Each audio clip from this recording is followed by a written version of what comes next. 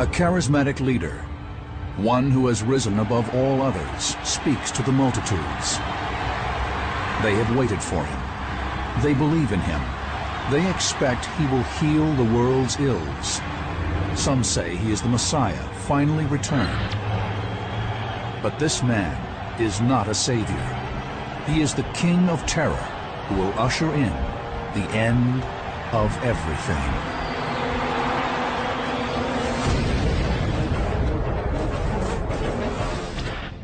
For thousands of years, prophets around the world have predicted the end of days. More than one suggests the apocalypse is fast approaching. We call this theoretical convergence between doomsday prophecies and today's events the Nostradamus effect.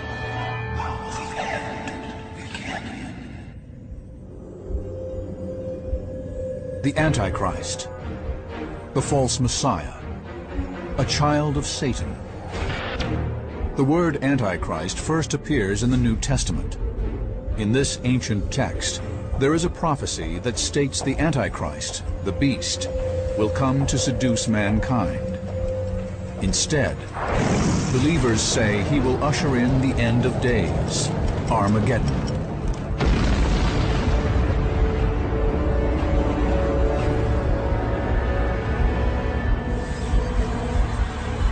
The Antichrist is a man who receives the power of Satan. The Antichrist, of course, represents the devil on earth. He is a false Messiah. That's exactly what he is. We will examine the theory that the Antichrist is already among us. Who is the Antichrist? Who predicted his arrival? If prophecies are to be believed, do they connect to more than one warning about such a figure? And are they linked to events in our own time, in a web of convergence? We will neither refute nor endorse these theories, merely present the evidence. The word Antichrist has its origins in religion, combining the Greek anti, instead of or in place of, with Christ or Christos, the anointed. What it refers to is a period in the early church when various groups were starting to split off, each of them understanding Christ's teachings in their own unique way, and each of them denouncing all the others as heretical. So from the point of view of any one of these groups, everybody else was an antichrist. Other religions have their own malevolent figures, but only the religions in the Judaic tradition have an Antichrist. The term Antichrist is literally only alluded to really in Islam besides Judaism and Christianity. And they have their imposter Messiah.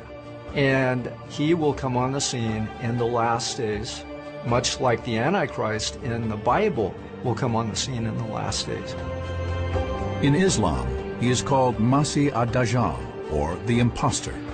Some biblical interpreters believe that just as Jesus is the Son of God, the Antichrist is considered the son of Satan. In spirituality, the enemy of Christ himself is the Antichrist.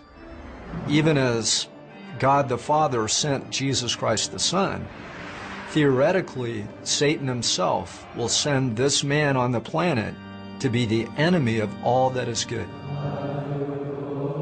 One of the earliest of the biblical Antichrist prophecies comes from the New Testament, in the book of Revelation. It describes the Antichrist's arrival in the world. Let him that hath understanding count the number of the beast, for it is the number of a man, and his number is 666.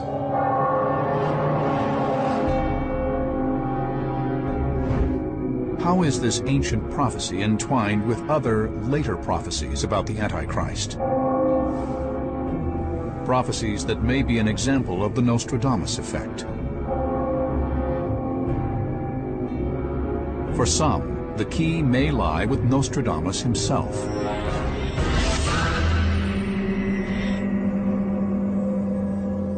Nostradamus was a messenger of the divine plan.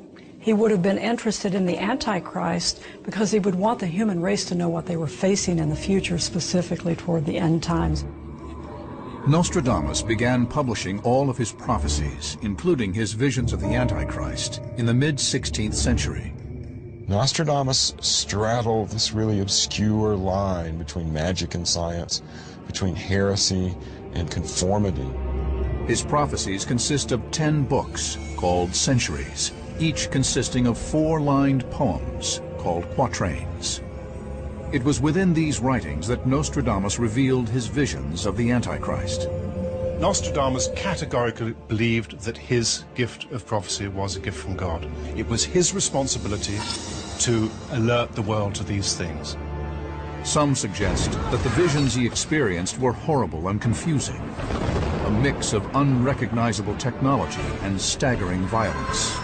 Try to imagine what it would be like if you had an ability to open a window to 500 years ahead into the future, and you saw fantastic things that went against everything you believed. What would you do with that? He attempted to describe them in his writings. One who the infernal gods of Hannibal will cause to be reborn, terror to all mankind. Nostradamus dedicated a number of quatrains to Antichrist prophecy. Followers of his quatrains confirmed that Nostradamus did not see just one Antichrist. He saw 3 Antichrists, each appearing in his own time, each worse than the last. Nostradamus is unique in the history of prophecy. All other traditions, East and West, have one Antichrist, but he has 3. Experts say Nostradamus wrote of 2 Antichrists that have since come and gone, leaving unparalleled destruction and bloodshed in their wake. Many insist that the final part of this prophecy has yet to come true. They suggest that the 3rd false prophet may be destined to wreak havoc in our own time, and that he may be among us right now. Some believe that the key to unlocking the mystery of the 3rd Antichrist may be found in the identities of the first 2, and that clues revealing who they are could be found in Nostradamus's quatrains. An emperor will be born near Italy. He will cost his empire very dearly. In this quatrain, it is suggested that Nostradamus prophesied the first Antichrist. Nostradamus predicts this destructive leader will come from southern Europe to plague his own people. Napoleon was born near Italy. He did bring his empire to ruin. In that quatrain, we have a story of a ruler who brought about disaster. Is Napoleon the leader Nostradamus envisioned? Century 1, quatrain 60 would seem to be a pretty good dead-on prediction, as close as Nostradamus comes to an identifiable prophecy which came true in a way that we can recognize. The second Antichrist is even worse. Nostradamus writes that he too is European and possesses unprecedented powers of persuasion. From the very depths of the west of Europe, a young child will be born of poor people. He who by his tongue will seduce a great troop. Hitler was famous for his oratory, for leading a nation astray with his oratorical gift. Once again, Nostradamus's prophecy seems to converge with an actual historical figure, one born centuries later, a man who very nearly conquered the world. Many believe that if Nostradamus successfully predicted the appearance of Napoleon and Hitler, his prophecy of the 3rd Antichrist is also likely to come true. Is this exaggerated doctrine or credible evidence? What are the exact links between these 3 alleged false prophets? A closer examination of Nostradamus's Antichrist quatrains may allow us to reveal the truth. Prophet Nostradamus predicted the arrival of 3 Antichrists, each building on the power of the last. Some believe the 3rd and most dangerous Antichrist may be among us now. Things tend to go in 3s. In the esoteric world, we call it the law of 3s. So the basic idea was that there would be 3 people that would together, if you looked at the broad range of their history, completely change civilization. Will an investigation of various threads of evidence help us judge the accuracy of the belief that the third Antichrist will appear in our lifetime?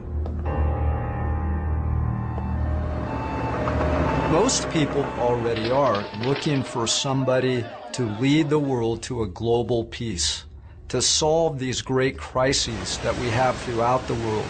The Antichrist will be that savior. What clues are embedded in the quatrains of Nostradamus? Hints to help us identify the third and worst Antichrist. He warned, "At once one will see vengeance, 100 powers, thirst, famine." Some suggest that this is a vision Nostradamus had of our current time, and that it proves the Antichrist is in our midst. In using the word vengeance, is he pointing to our current wars in Iraq, Afghanistan, the Far East, in our own inner cities? Could the seer's reference to thirst and famine describe the starvation that exists today in drought and poverty-stricken villages?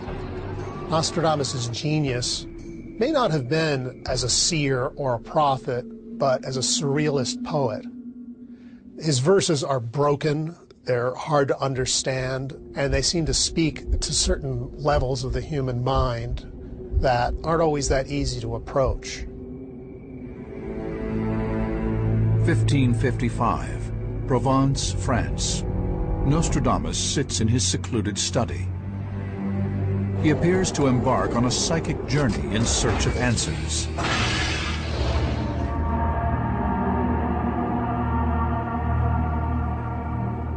He hears a voice at a certain point, and suddenly there's a shaking through his robes, and then a terror followed by a divine splendor, and then he hears the God speak. Is Nostradamus really seeing the future? Evidence suggests Nostradamus identified the first Antichrist in one especially cryptic quatrain. "Paul, nay, Oleron, will be more of fire than blood." Many believe this is Nostradamus's first Antichrist prophecy. He wrote it in 1555. Paul, nay, Oleron are 3 towns in southwest France. The fact that the first 3 words are in bold font, uppercase. It's like, nudge, nudge, nudge, I'm saying something here that you should look a second time at. For those who see prophecy in his work, Nostradamus is trying in this quatrain to reveal the identity of the first Antichrist by placing him in France. When you rearrange the letters of these 3 small towns, they spell out Napoleon Roy, Napoleon the King. The Y spelled R-O-Y in the old French for R-O-I. Napoleon Bonaparte, one of history's most notorious tyrants.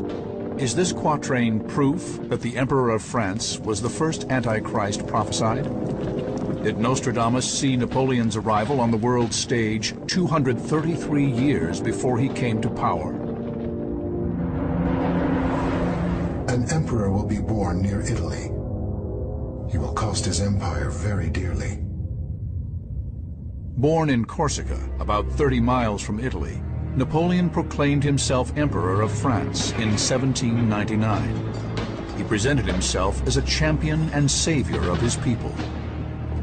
Historians see Napoleon as a hero, a savior of France, during a time that France was economically suppressed, during a time when France needed a savior. He came as a false messiah, one who dominated the entire population and even crowned himself. People that follow him create evil. In other words, he influences people. According to Nostradamus, the ability to appear as a savior and seduce entire populations is characteristic of the Antichrist. But for interpreters of the prophecies, additional clues point to Napoleon as the first Antichrist, including Nostradamus's veiled warning to a Catholic pope of approaching danger. "Roman pontiff, beware of approaching. Out of the city which the 2 rivers water, In that place you will come to spit your blood. In fact, Napoleon held Pope Pius VI prisoner in the town of Valence, where he later died vomiting blood in the month of August. Valence can be found at the confluence of two rivers. Followers of the famed seer say even Napoleon's contemporaries saw the likeness of the emperor in the writings of Nostradamus. Various prophecies in Nostradamus's verses were even applied to him in Napoleon's own time. One, for example, bearing a name which no French king passed on to him. That is to say, no one else was named Napoleon in the French monarchy, and he wasn't part of the old Bourbon ruling family. More fearsome than a thunderbolt, tremble Italy, Spain, and England, all of whom Napoleon either invaded or fought with. So this kind of prophecy has been very easily applied to Napoleon. But it is believed that perhaps the level of havoc and bloodshed committed in Napoleon's name has most aptly branded him Antichrist. Nostradamus seems clear that the supposed first Antichrist, too, will be soaked in blood. That he is less a prince than a butcher. Certainly Napoleon was responsible for the deaths of many people. When he invaded Russia in 1812, his army starting out was 600,000 men. When he went back defeated, it was 18,000. He is the first Antichrist because one of the things they all share is a great shedding of blood. And that was the first big modern shedding of blood from Napoleon. Responsible one way or another for 3.5 million deaths, likely more than any other single human being before him, many conclude that Napoleon does fit the description of the first Antichrist. The quatrains further state, "But the French nation will fear the hour, north wind, the army having pushed too far." Even his wintry defeat after pushing too far into Russia, the north wind, seems to be echoed in Nostradamus's quatrains. Did Napoleon himself believe he was the first Antichrist Nostradamus prophesied? Evidence suggests the emperor was drawn to his writings. Napoleon traveled with a collection of Nostradamus's prophecies on his bedside table. Unfortunately, they were forgeries. At the turn of the 19th century, Napoleon ordered a genocide in France's colony in Haiti. His troops slaughtered as many as 100,000 slaves, gassing some of them with sulfur dioxide in the holds of French ships. A preview of genocide to come? Experts on Nostradamus's Antichrist prophecy believe Napoleon's actions created the conditions for a second and third Antichrist to follow, each who would ravage mankind, just as Nostradamus prophesied. If you did not have a Napoleon Bonaparte, you would not have had the steps which would have led to a unification of Germany later in the 19th century, which led to the second Antichrist, which created the modern world that created the atmosphere for the oncoming and third and final Antichrist. There is no doubt that Napoleon's trail of misery and destruction marks him as one of history's monsters, and if prophecy is to be believed, he is more. Perhaps the first Antichrist foretold by Nostradamus. Are there really multiple links between Nostradamus and Napoleon Bonaparte? And are they more than coincidence? How strong is the connection between Napoleon and our second alleged Antichrist, Adolf Hitler? Is it possible that these connections will lead us to identify the third Antichrist?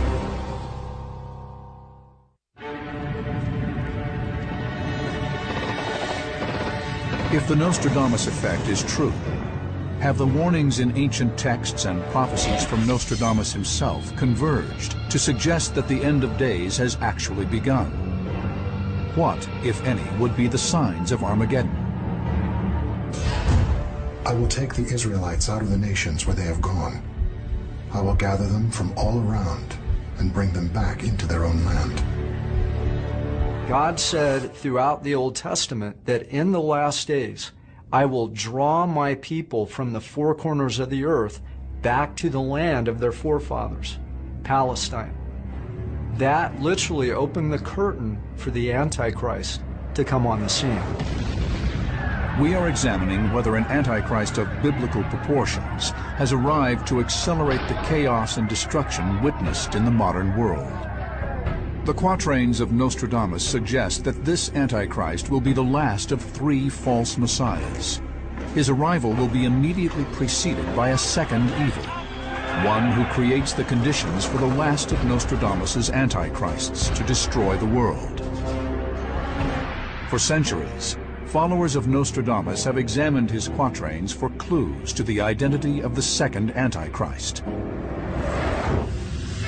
From the very depths of the west of Europe, Nostradamus feared that the second Antichrist would be many times more brutal than the first. Nostradamus is telling us that something is coming upon the earth that we are not used to, that he has described, if you like, in the first 2 Antichrists. They weren't simply national monsters, they were supranational monsters. They had enormous worldwide influence. And I think that that's what he's implying here.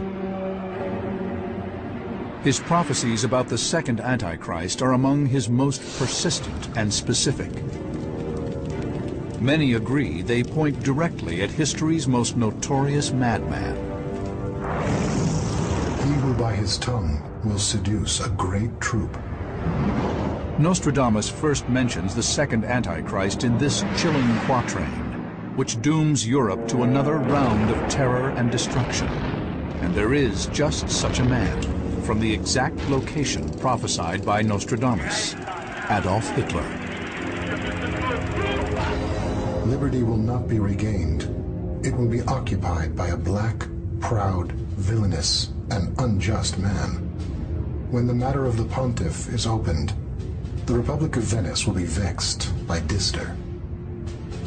Hitler often appears in interpretations of Nostradamus, largely because Nostradamus keeps referring to a figure called Hister, which is fairly close to Hitler, and it means the Danube.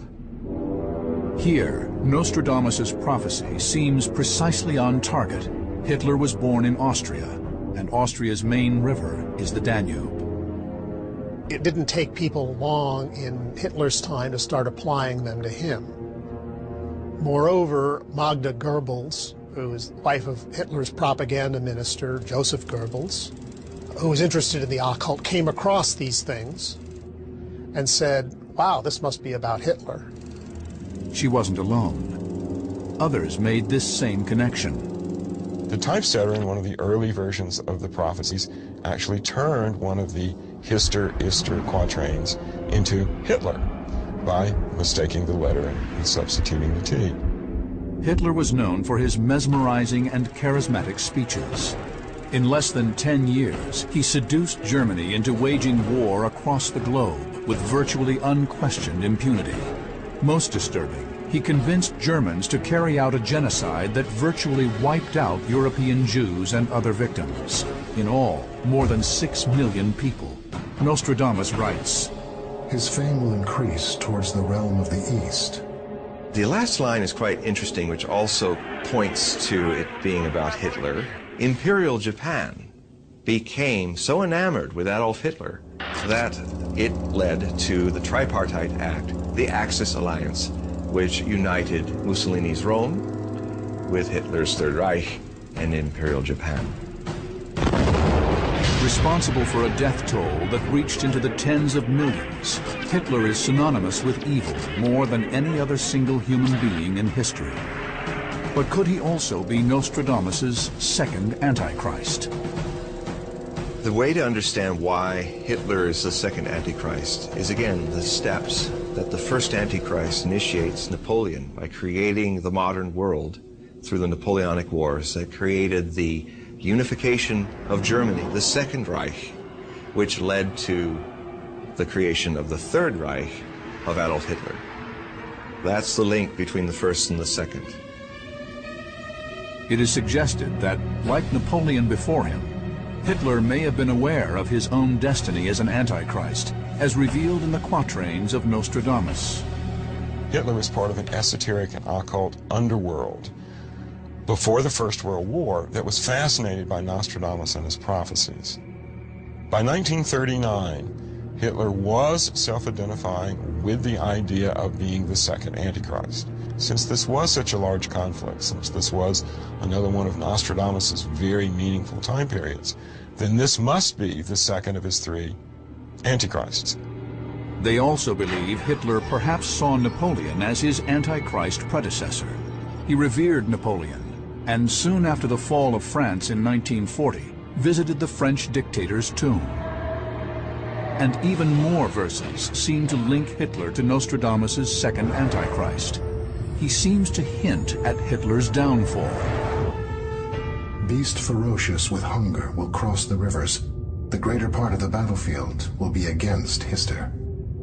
If you were in the 16th century and you had to describe an automobile or a tank or a floating attack boat, you might call it a beast that roared with its thundering engines, that breathed like a dragon, that come across the great rivers.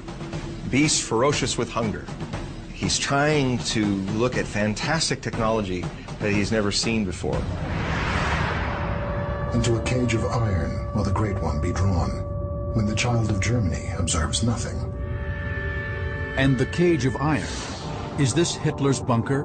The bunker that Hitler retreated to toward the end of this reign. If an emissary of future visions gave you a great trench dug in Berlin that had all this amazing iron rebar work for a huge bunker that was under construction, wouldn't it be said that you put that man underground into this great cage, which became the Führer bunker? It was in this bunker that Hitler, on the verge of losing the war he himself initiated, committed suicide. Some see Hitler's sociopathic lack of conscience as further proof that he is Nostradamus' second Antichrist. If Christ embodies pure compassion, Hitler is his exact opposite. I am haunted by a quote that Hitler gave very honestly about his ability to find the right way and make the right decision.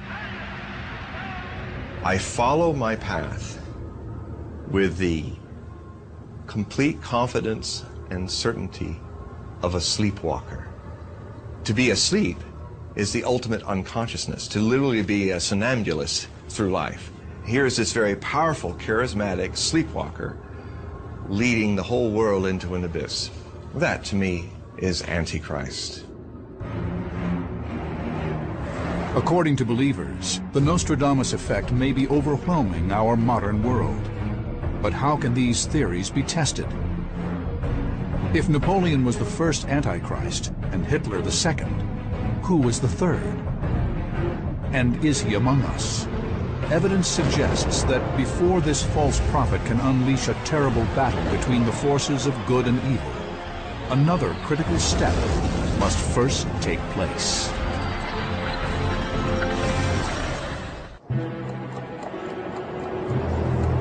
The prophecies of Nostradamus suggest that a third false Messiah, a new Antichrist, may arrive in our lifetime. Some believe his predictions are foreshadowed by the book of Revelation. This biblical text purports that a so-called Savior will set the conditions for Armageddon. From where do believers suspect this third Antichrist will emerge? Will it be in the turbulent Middle East, Iraq, Iran? Or might he appear from desperate regions within Africa? Some say he will perhaps emerge from within a superpower government, such as the United States. I believe that the world is already preparing for him coming on the scene. What clues in the quatrains of Nostradamus provide solid leads to identify the third Antichrist? The one he wanted to warn our time about was the third one, because he was the worst of all of them, because he would learn from the mistakes made by Hitler. This way he would know which way to go. And he's a very dangerous man, very powerful and very dangerous. But there's a strange and unexpected twist. Some believe this most horrible of Nostradamus' antichrists will be heralded by evil forerunners, extremely dangerous men who will signal his arrival. Nostradamus seems to suggest as much in this obscure quatrain. the chief of London through the realm of America, the Isle of Scotland will be tried by frost. King and Reb will face an Antichrist so false that he will place them in the conflict altogether. Are the followers of Nostradamus suggesting that some of today's most savage leaders, who have targeted the United States and Western Europe with their terrorist attacks, may be trusty lieutenants of this third Antichrist? Are they actually clearing the way for the third Antichrist's arrival? He saw at least 7 rulers that would come to power before the time of the Antichrist. Some believe Saddam Hussein was one of these forerunners. They say it was written in the stars and interpreted by Nostradamus himself, who predicted, "At once one will see vengeance, 100 powers, thirst, famine, when the comet will pass." Saddam Hussein died and was hung. And on that very night before his death, a little smudge in the sky called Comet McNaught became visible. Comet McNaught, in the next 2 weeks, became the brightest comet in 60 years. Although Nostradamus experts suggest Saddam himself was the third Antichrist, others disagree. They argue that, unlike Napoleon and Hitler, as the supposed first 2 Antichrists, Hussein lacked their vast power. Before you can qualify really to be the third Antichrist, you've got to have a big army, you've got to have a big air force, you've got to have a big navy, you've got to have a lot of manpower, you've got to have a lot of economic resources. Saddam had a little of that, but not a whole lot of it. So he didn't really qualify to be the big bad wolf of the future. He saw Saddam Hussein as not the Antichrist, but a forerunner. Many of these would set the stage. Others suggest yet another quatrain as possible proof that the theory of forerunners to the third Antichrist is valid. It seems to implicate Osama bin Laden, mastermind of the attacks on 9/11. In the year 1999 and 7 months, a great king of terror will come from the sky. We had the famous prophecy about the King of Terror descending from the skies in 1999, which could be a reverse code for 1999 becomes 9111 September month. Great King of Terror coming from the sky, hijacked planes. Other followers of end-of-day prophecy have echoed the belief that bin Laden is the third Antichrist. But is he really? At first I thought Osama bin Laden, he might qualify to be the third Antichrist, but it's a little bit too early to tell. Well, as time has gone on, I think we were jumping the gun to think that either Saddam or bin Laden was Nostradamus' third Antichrist. Further examination of yet another quatrain focuses the emphasis back on the third Antichrist described by Nostradamus. Long awaited, he will never return in Europe. He will appear in Asia. So Antichrist can pop up in any country, and we don't know if he's going to be from the Middle East. He might be from China. We don't know. He says that he will rise above all the kings in the Orient. The Ayatollah Khomeini, Muammar Gaddafi, Kim Jong-il, with so many possible forerunners having come from the Middle and Far East, some interpreters believe it is no coincidence that the search for the Antichrist is now focused in such unstable regions. In the Middle East, some faithful see the return of the Jewish people to Israel as further fulfillment of biblical prophecy, and further evidence the end times and the Antichrist are here today. Primarily in 1917, Britain took control of Palestine. In the Balfour Declaration, they invited Jews from all over the world back to Israel. That began, in some Bible scholars' opinion, the last days as we know it today. For other scholars, this hunt for the Antichrist conveniently pits one religion against another. It's so interesting that we as humans love to have an enemy. And throughout the ages, we have always wanted to focus either on a whole people group, on a society that we can have as our enemy. But what does Nostradamus say? If the evil forerunners to the third Antichrist have come and gone, what happens now? The enduring mystery of his quatrains has allowed multiple interpretations over the centuries on the details of the third Antichrist's appearance. Who do his followers actually believe may be this third and final false savior? As I read through some of these time period predictions of Nostradamus, some of these shifts, is that he's presenting us with alternative future paths. If we make a choice in this decade, then it's going to result in these events further down the line. If we respond to those events negatively, then this is going to happen. If we respond positively, then maybe we can change things. Today, believers see signs everywhere of global destruction. To them, this may confirm that the third Antichrist is among us. If we accept these theories as fact, who is he finally? And how far along is he in his timeline of destruction?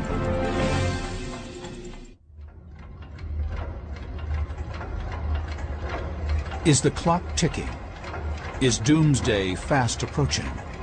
There are those who believe the Nostradamus effect is occurring as ancient prophecies and today's cataclysmic events converge. Some say this course is irrevocable. If it were up to human will, if it were a human will choice, we could change this and not have to go through it. We don't have that choice. Biblical prophecy warns of an Antichrist who will destroy mankind. Nostradamus says we will suffer 3. If we accept the theory that Napoleon and Hitler were the first 2, what might the third and most cunning Antichrist hold in store for us? Could the Antichrist be a real person and not a construct of religion and symbolism? We are racing irreversibly toward the end of time and through the ultimate prophecies that condemn the earth. It is prophecy, and prophecy will be fulfilled to the letter. Nostradamus's prophecies suggest the third Antichrist may have powers that far exceed the other 2. Stained with mass murder and adultery, this great enemy of humanity will be worse than any man before him, in steel, fire, water, bloody and monstrous. So the question becomes, are any real leaders today actual candidates who meet the criteria identified in these prophecies? Critics point out that just about every world leader has been accused of fitting the profile of Antichrist at one time or another, according to who is or is not popular at any given time. This individual changes with the generations, practically with the decades. In the 1970s, it was common, or at least done, to identify possibly someone like Henry Kissinger.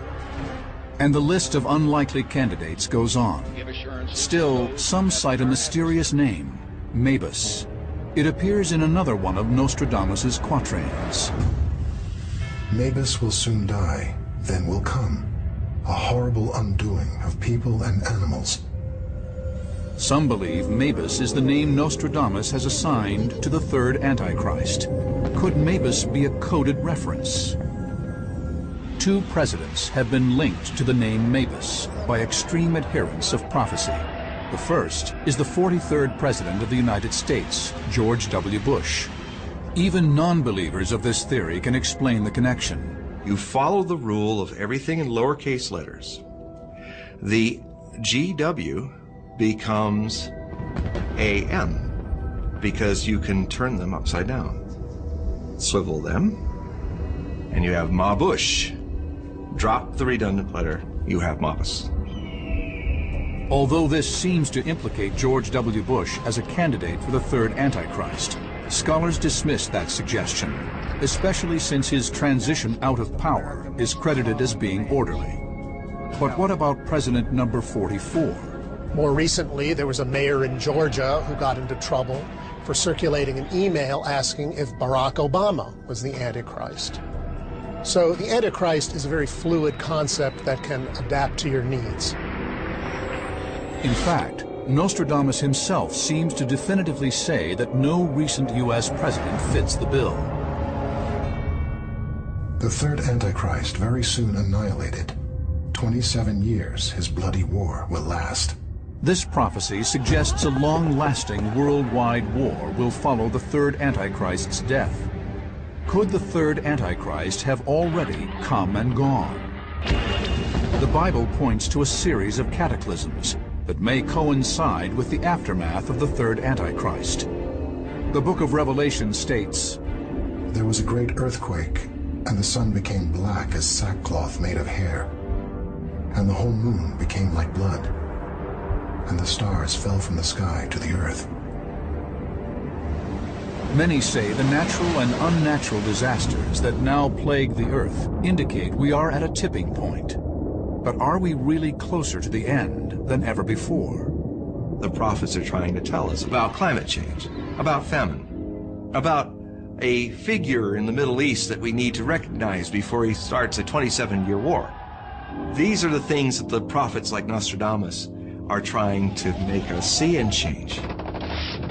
If we accept the theories by adherents of prophecy that we may be on the path to Armageddon, might we have time to influence those events? Are the multiple quatrains of Nostradamus hard evidence that the third Antichrist is among us? The final line, he talks about one of the ugliest visions that I've ever seen. The heretics dead, captives exiled, blood-soaked human bodies. Is he talking about hemorrhagic fever when he talks about blood-soaked human bodies, which is also something that certain biological agents do? And a reddened, icy hail covering the earth. Does he mean a red and icy hail from some kind of nuclear discharge that creates a modest nuclear winter? Little rain, warm wind, wars, incursions. The pestilences, those kinds of things are just getting closer together, and then they're escalating. A horrible undoing of people and animals. I think Nostradamus in his prophecies often shows a fascination and a horror. He uses the word horrible a lot in looking at the more negative possibilities of the future. It is fact that multiple crises worldwide have deepened. Nuclear weapons among rogue nations have increased tenfold. Economies around the world remain on the brink of collapse. The U.S. government prepares for another terrorist attack on American soil. More coincidence? For believers, these are not random events, but dire signs of the coming apocalypse. We're seeing the mass deterioration of our Earth and its environment. As that sea level starts to raise up and countries start to be flooded, that's when the mass panic is going to hit.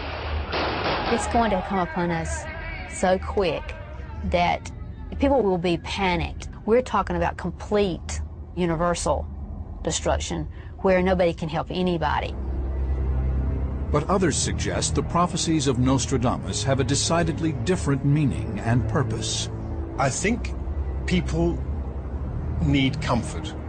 They want to know what's going to happen, especially at times of great unease, such as we're experiencing at the moment. And Nostradamus appears to offer some sort of certainty, in the sense that so many of his quatrains have been seen to be correct in retrospect. As the theory goes, the end fast approaches. The sands slip away and the hands spin out of control. The third Antichrist wreaks havoc. Is this our future? Perhaps Nostradamus is warning us that people must pay attention and act. We've been here before. We're going through it now. We'll go through it in the future. But humanity will go on. But many interpreters say we won't. That it's only a question of when the third Antichrist will make his demonic entrance. If we accept the premise that the Bible and Nostradamus are warning us, what messages remain for us to decode? Or are we ultimately destined to experience the Nostradamus effect?